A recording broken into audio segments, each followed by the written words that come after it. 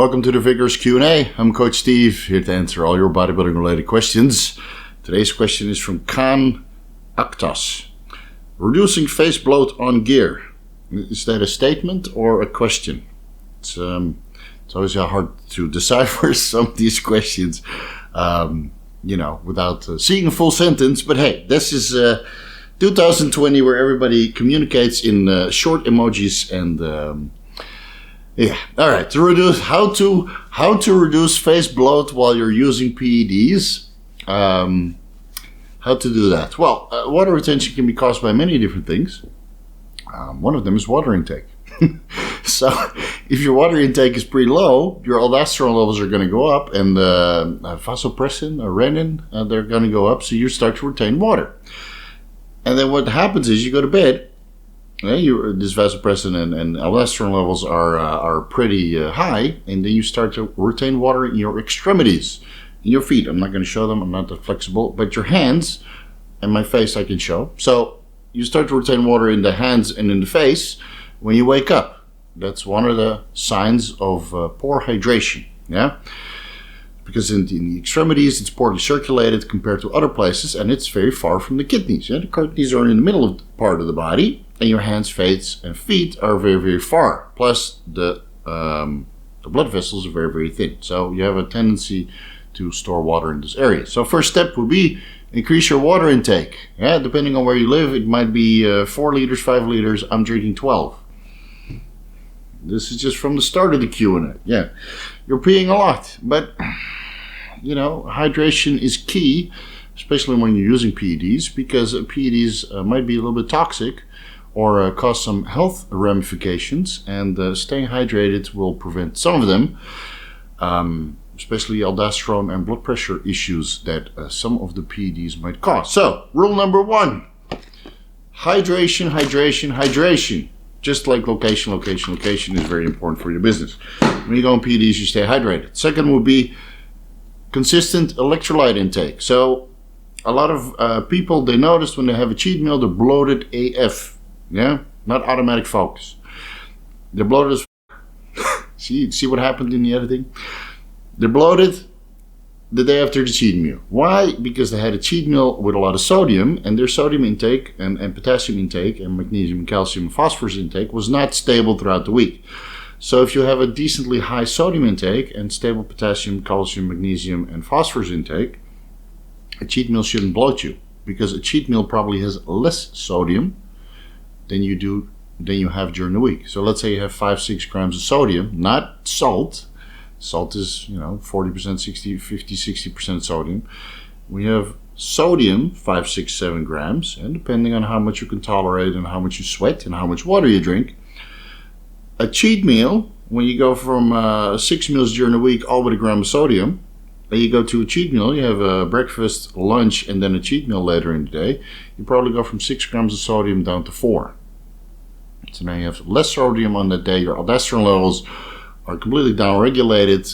You don't hold any excess sodium the day after a cheat meal. You don't hold any water. And it's the same with PED intake. Some PEDs like anandrolone or anadrol promote mineral retention, but when you keep your mineral intake so high that your body is like, okay, that's enough. I don't need to hold any more on top. And just let it go. So your water intake is high and your electrolyte intake is high. You need to keep it in the correct ratios. I got a whole article about this in the Facebook group, because you don't want to take too much sodium for potassium, and you definitely don't want to take too much potassium for your sodium, following one of those very stupid low sodium salt diets with sweet potato and banana. It's not the best approach for your heart. That's a different story on its own. So first hydration, second electrolyte intake. Keep both high and consistent in the correct ratios. Details in the Facebook group.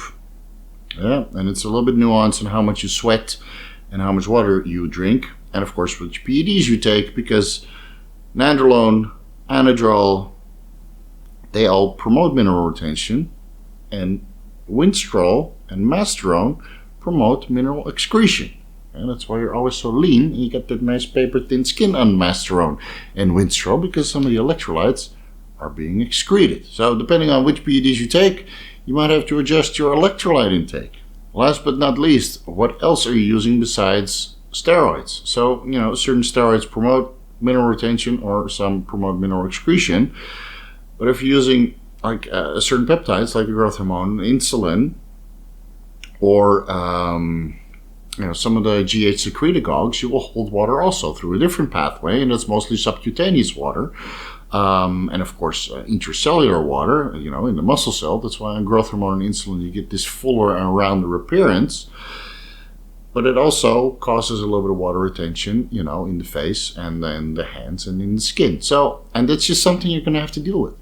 And if you're too vain for that water retention, you know, you need to be peeled and shredded all the time. Don't use peptides. It's that simple. You know, I don't mind the excess water retention from growth hormone and insulin. I welcome it.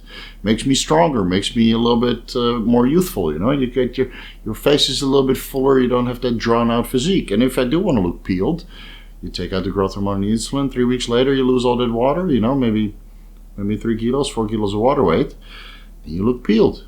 You know, just a simple diet, a PED hack from going a little bit watery to pretty damn shredded. So, you know, you can run the peptides up until a certain point, and when there's a day you need to look a little bit more good than ordinary, you discontinue the GH and the insulin or whatever secretagogue you're running, like an MK677 or a GHRP or an ipamorelin or CJC or, you know, all the other stuff that people like to use.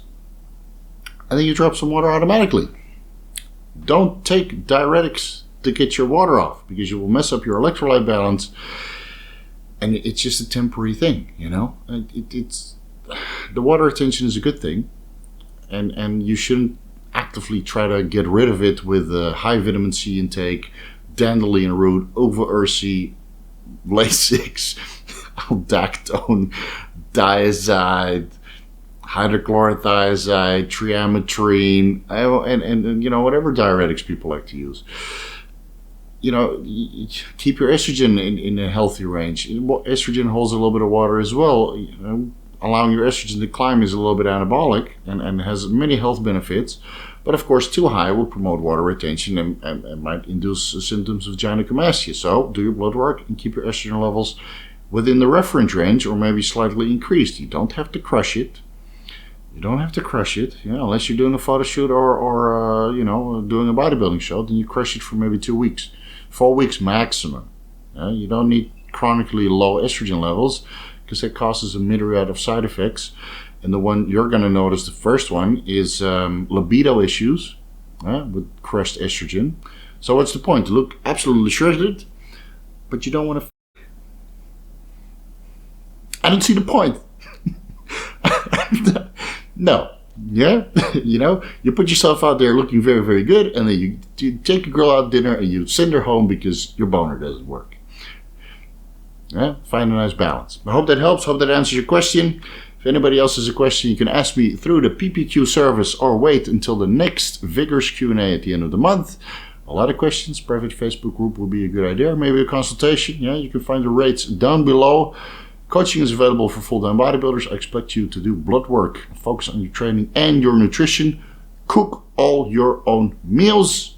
Otherwise, I don't want to work with you. Sorry to say it, but I have enough clients, and they're all full-time bodybuilders, just like me. That's what I like to work with. If that's you, find the rates down below. Send me an email. We'll get you shredded after this lockdown. I'll send you on the way for a very, very big, nice, pleasing physique, without all the overuse of PEDs. Yeah, thank you guys so much for watching. See you in the next video.